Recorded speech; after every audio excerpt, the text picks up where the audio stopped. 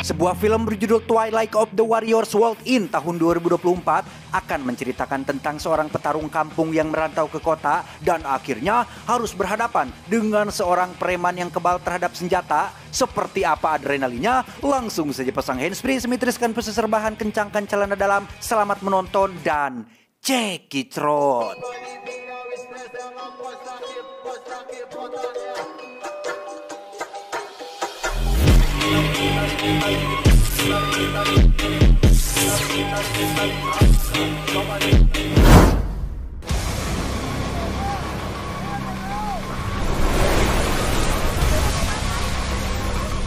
Berlatar di Hong Kong pada tahun 80-an ketika banyak geng bermunculan dan meramaikan hasanah dunia perkriminalan, cerita akan berfokus pada seorang imigran gelap bernama Chan Lok Kwon atau kita panggil saja John supaya lebih mudah menyebutnya. Saat ini John sedang melakukan duel untuk mendapatkan uang yang karena John adalah seorang petarung kampung yang lumayan punya skill, ia pun berhasil menang dengan cukup mudah.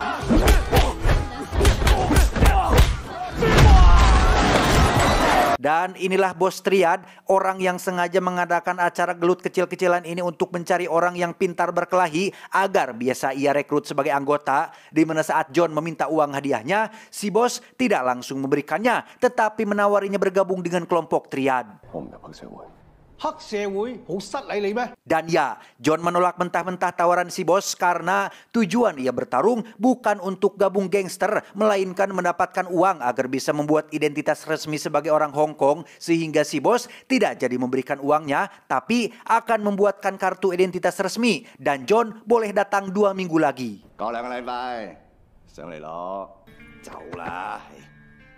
2 minggu berlalu, John harus hidup dalam ketidaktenangan karena belum punya identitas resmi. Ia pun sering kabur menghindari para petugas polisi yang berpatroli sampai akhirnya kembali menemui si bos triad untuk mengambil apa yang sudah dijanjikan.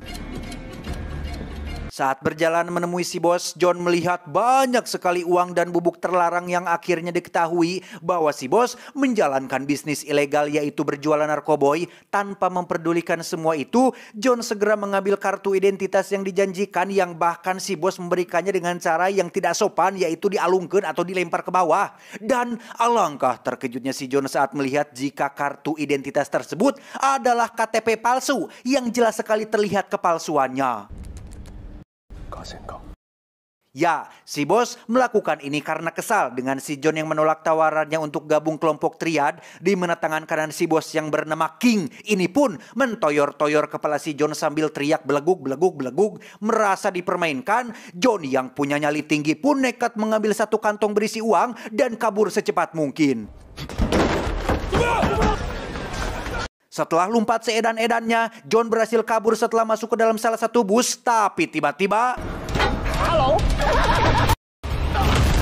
Ya, King dan 2 anak buah pun berhasil mengejarnya. 2 anak buah berhasil John kalahkan, tapi tidak dengan King yang sepertinya bukan preman sembarangan karena...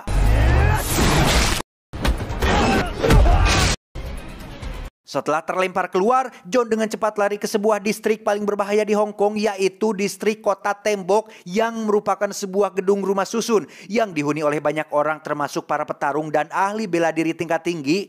Sehingga melihat para preman Kota Tembok bermunculan, King tidak berani masuk mengejar si John.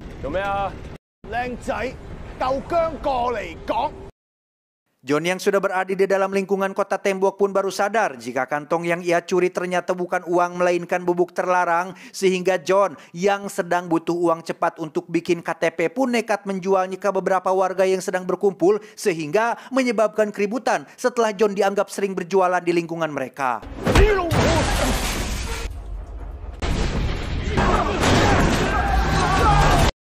Lolos dari warga, John harus menghadapi seorang preman bermotor yang nyaris membuatnya tertabrak, di mana sosok preman itu bernama Sin yang langsung melemparkan sebilah pisau dan mengenai bahunya si John.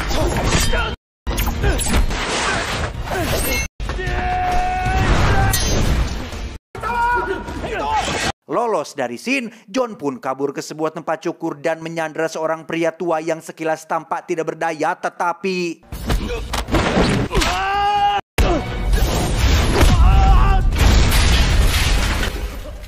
Ya, ternyata itu adalah Cyclone alias si Topan yang merupakan bos preman penguasa kota tembok, di mana John yang tangannya patah pun disuruh pergi dan diperingatkan untuk jangan pernah membuat keonaran di tempat ini lagi.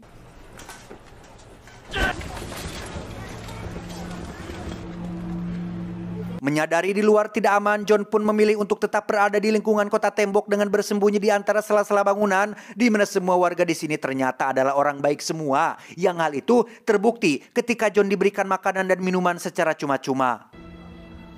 Tak lama muncullah seorang pria yang memakai topeng putih. Ia diutus oleh bos Topan untuk memberitahu John bahwa jika ia butuh bantuan, maka temuilah si Topan di kediamannya.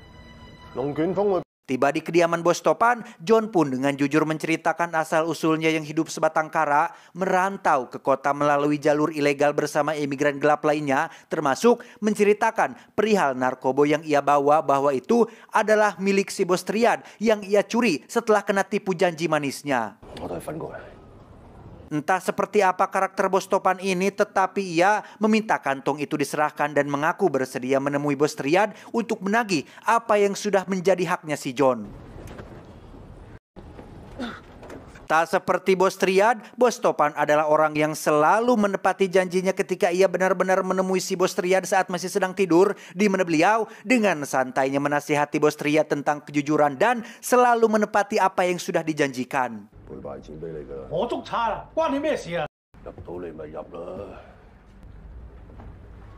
Kembali ke John yang sedang diobati oleh pria bertopeng bernama, kita panggil saja si Topeng. Sama seperti Sin, si Topeng adalah salah satu anak buahnya bos Topan yang merupakan petarung tangguh dengan banyak bekas luka di tubuh dan wajahnya.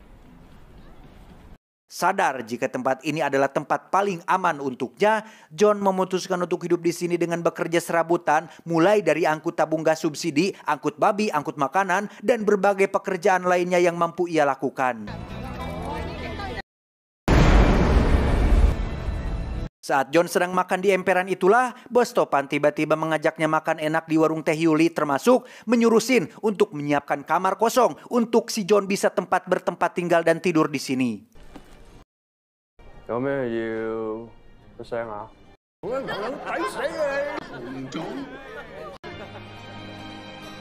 Suatu malam saat John mengantarkan barang ke salah satu tempat hiburan, ia tak sengaja bertemu dengan seorang anak kecil yang tidak pantas berada di sana. Ternyata ibunya bekerja di sini sebagai seorang wanita pengencerit yang kebetulan sedang dipukuli oleh salah satu pelanggannya. Tak ingin cari masalah, John pun mengabaikan hal tersebut. Keesokannya ketika John baru pulang kerja, ia melihat si anak tadi malam sedang berdiri menatap ke atas, yang setelah dicek ternyata ibunya sudah tewas nyangsang di antara kabel bangunan setelah dijatuhkan oleh pelanggannya yang tadi malam.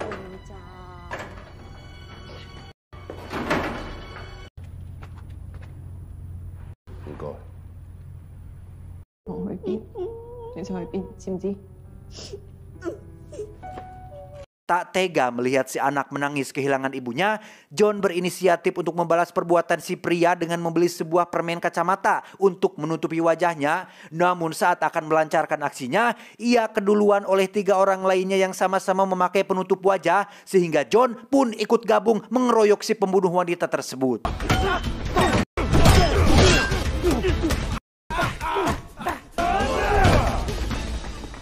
Ternyata ketiga orang itu adalah Sin, si Topeng, dan satu lagi bernama Master ke-12 atau kita panggil saja Samsulah supaya tidak belibet menyebutnya. Mereka berempat pun merayakan hal barusan dengan cara bermain mahjong bersama dan John mulai akrab dengan mereka bertiga.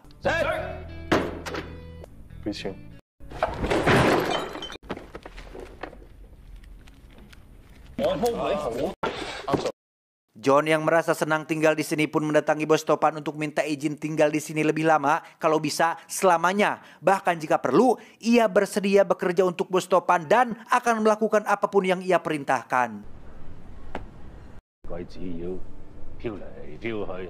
Keesokannya, Bos Topan terlihat mendatangi kediaman majikannya bernama, kita panggil saja Bos Elang. Beliau datang ke sana untuk memberikan jatah bulanan hasil uang sewa para penghuni kota tembok. Bukan pemalakan, tapi real uang sewa bagi siapapun yang mau tinggal di sana. Alih-alih mengobrol santai bersama teman sekaligus majikan, Bos Topan justru harus dipusingkan dengan ungkapan hati Bos Elang yang selalu mengulang-ulang cerita balas dendamnya atas kematian anak dan istrinya.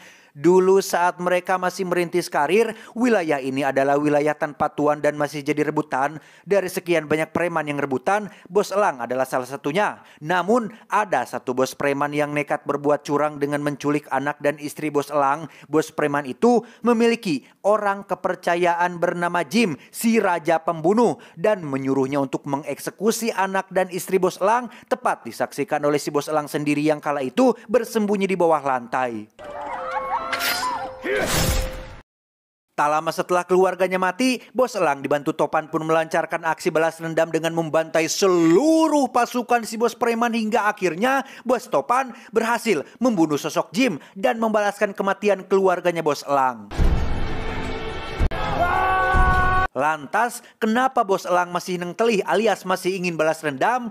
Ya, sama seperti apa yang menimpanya, Bos Elang ingin menghabisi seluruh keturunan si Jim sampai tak tersisa. Karena dari informasi terbaru yang ia dapat, sosok si Jim ini punya anak laki-laki yang dulu masih kecil, mungkin sekarang sudah besar dan menjadi pemuda. Dan ada kabar yang mengatakan jika anak si Jim ini belum lama tiba di Hong Kong dan sedang dalam proses pelacakan.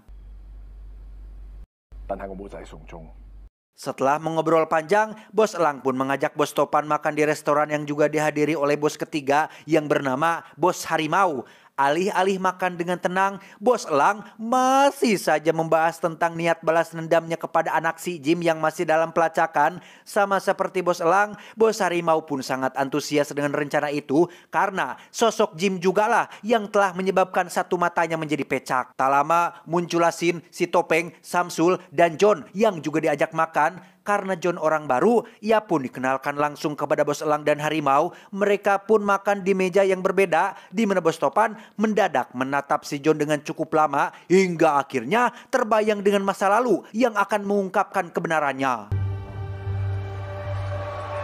Ternyata sosok Jim si raja pembunuh adalah teman baik Bos Topan yang memilih majikan yang berbeda. Di malam aksi balas dendam, Bos Topan sebenarnya sangat berat memenuhi permintaan Bos Elang untuk menghabisi sosok yang sebenarnya adalah teman baiknya sendiri. Yang setelah pertarungan usai, Topan dengan cepat memenuhi janjinya kepada Jim, yaitu menyembunyikan istri dan anaknya yang masih kecil dengan cara dikirim ke kampung agar tidak terlacak oleh Bos Elang.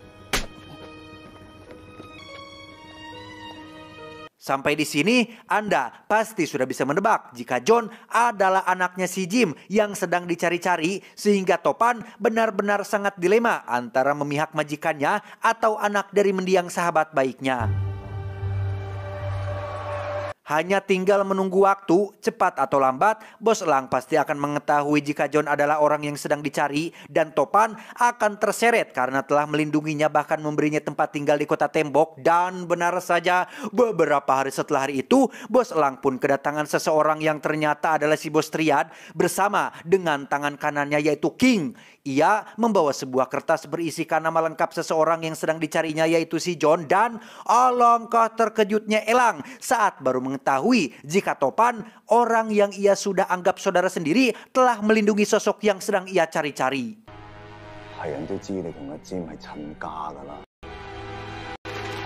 Mendengar kabar tentang Elang yang sudah mengetahui sosok John, Topan pun menyuruh John untuk segera pergi meninggalkan Hong Kong. Bukan apa-apa, Bos Topan hanya tidak ingin John bernasib sama seperti Jim ayahnya dan memang sudah berjanji untuk melindunginya.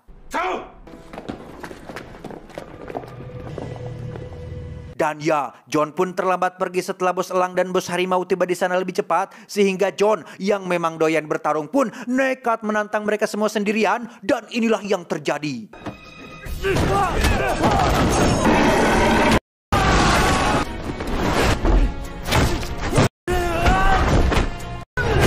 Setelah Bos Harimau kalah, kini giliran John harus menghadapi Bos Elang yang sama-sama punya ilmu bela diri tinggi. Tetapi karena punya darah keturunan sang raja pembunuh, John akhirnya berhasil mengalahkan Bos Elang.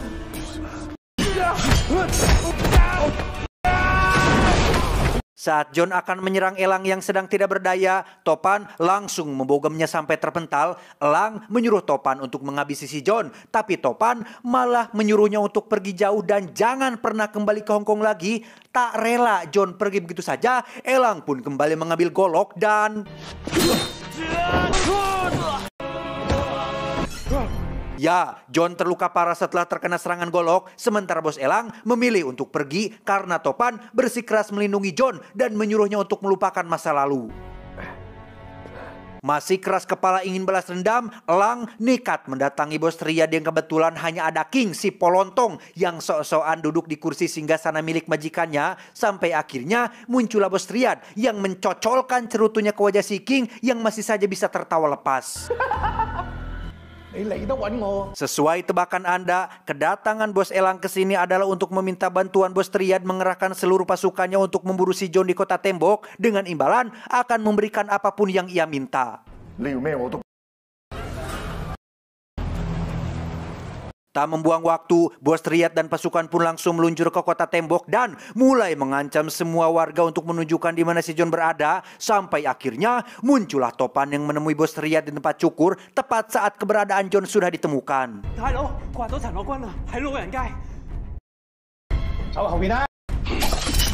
Sementara King disuruh menangkap si John, bos Riyad sendiri terlibat pertarungan dengan Topan, di mana pertarungan mereka lumayan epik karena keduanya tidak hanya menggunakan gerakan bela diri saja, tetapi juga mengkombinasikannya dengan tenaga dalam sehingga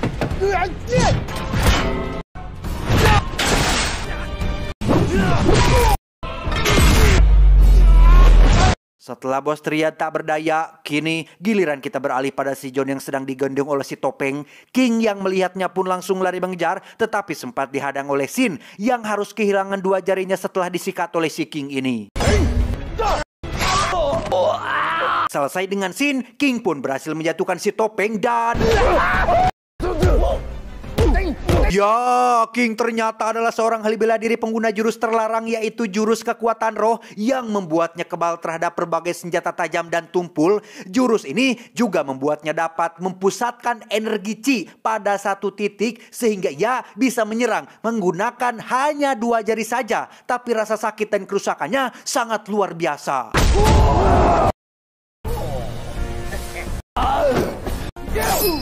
Melihat tiga anak didiknya tak berdaya, Topan pun segera datang menghampiri. Namun King dengan cepat menikam perutnya, yang hal itu sebenarnya adalah bagian dari rencananya untuk mengurung King di dalam salah satu toko dan mengorbankan dirinya sendiri demi keselamatan mereka semua.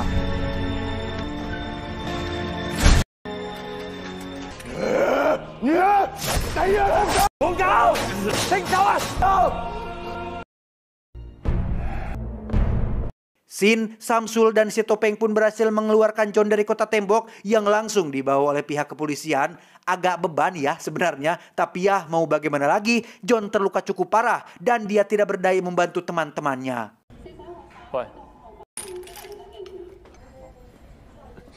Keesokannya, bos Elang pun mengunjungi tempat cukur si Topan yang sebenarnya agak berat untuk dirinya kehilangan sosok yang sudah ia anggap sebagai saudara sendiri. Tak lama muncullah bos Riyad bersama King yang datang untuk menagih janji. Bos Riyad tampak kesakitan akibat serangan dari Topan semalam, sehingga King yang merasa berkuasa pun sok-sokan mengambil keputusan sendiri dengan menyeret beberapa rekan bisnis bos Elang yang sudah dipaksa menjual seluruh wilayahnya. Tinggal bos Elang saja yang belum setuju. King kembali menunjukkan keberingasannya ketika ia menghantam kepala Elang dengan peluh besar tanpa ada perintah dari bos Riyad sama sekali.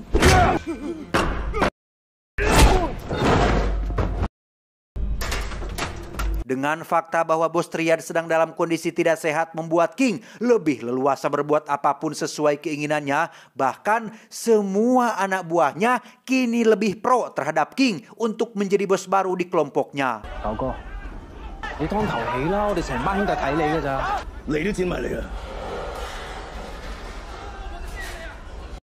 Dirasa ide anak buahnya ada benarnya juga, King benar-benar melakukan ide tersebut dengan cara menghabisi bos Riyad dengan tangannya sendiri dan menjadi bos baru dalam kelompok paling berkuasa saat ini.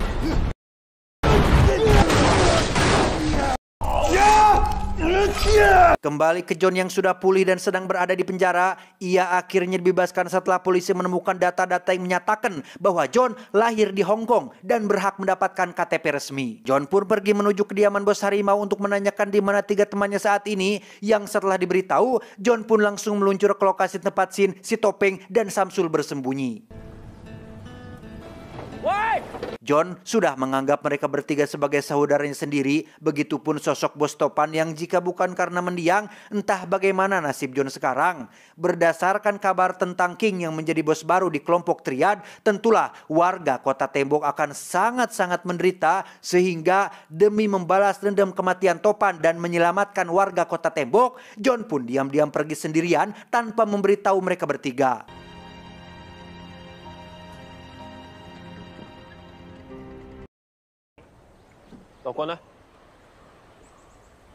Dan inilah King sekarang menjadi penguasa baru Kota Tembok dan bos besar Triad di seluruh daratan Hong Kong. Ia sedang menyaksikan pertunjukan anak-anak didiknya yang juga menguasai jurus yang sama seperti dirinya, yaitu jurus kebal kekuatan roh anti sajam, anti tumpul, tahan api, tahan pukulan, tahan segala macam serangan, dan tahan terhadap rayuan pinjol yang semakin meresahkan. Sendirian, John akan menghadapi King beserta kroco-kroconya, dan inilah yang terjadi.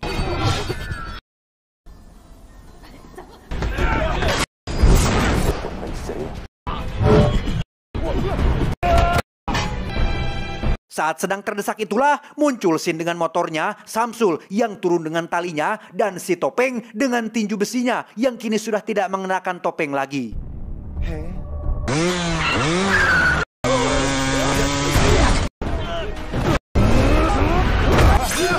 Ketika yang lain sedang sibuk dengan kroco-kroco, John sendiri harus menghadapi King yang membawa 2 senjata api dan berlokasi di pinggiran bangunan Kota Tembok. John dan King pun saling mengejar satu sama lain dan bertarung di tempat yang sangat tidak worth it sama sekali. Melihat John butuh bantuan, Sin dan kawan-kawan yang sudah selesai dengan kroco-kroco pun langsung lari menyusulnya, di mana mereka akan mencoba mengeroyok King bersama-sama, berharap dapat menemukan titik kelemahannya.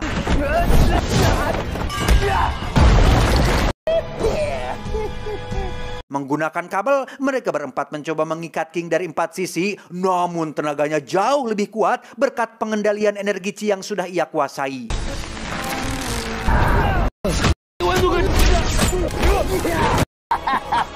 Melihat semua temannya tak berdaya, Sin pun mencoba mendorong King ke bawah gedung, namun ia berhasil memegang sebuah kabel sampai akhirnya muncullah John yang menjatuhkan dirinya bersama si King ini.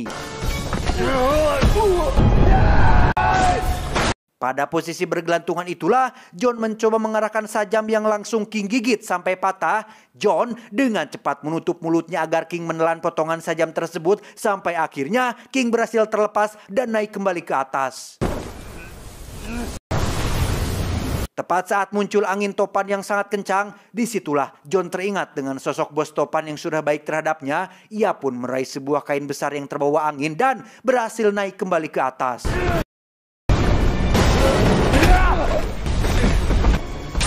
Dan ya, King akhirnya terluka oleh potongan sajam yang tadi ia telan, dan akhirnya terungkaplah bahwa kelemahannya adalah bagian organ dalamnya yang tidak terlindungi energi Chi, sehingga sekarang ia bisa dengan mudah dikalahkan dengan hanya 1 kali serangan saja.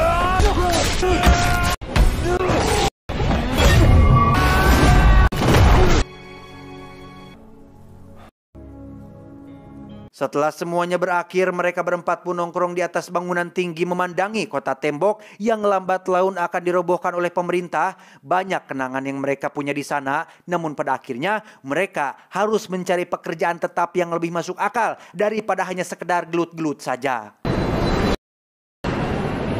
Tamat ending yang sangat mengebalkan.